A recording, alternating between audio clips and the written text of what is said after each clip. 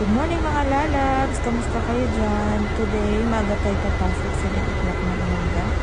So, nasa basa ko ngayon. Kunti lang yung tao kasi linggo ngayon.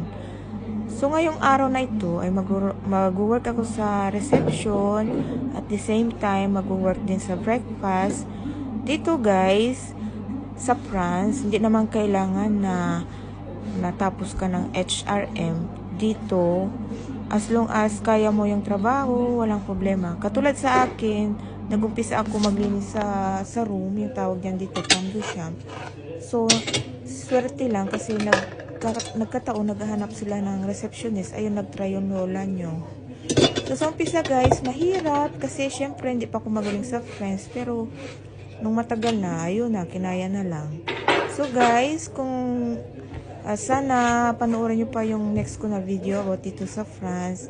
At kung may tanong kayo,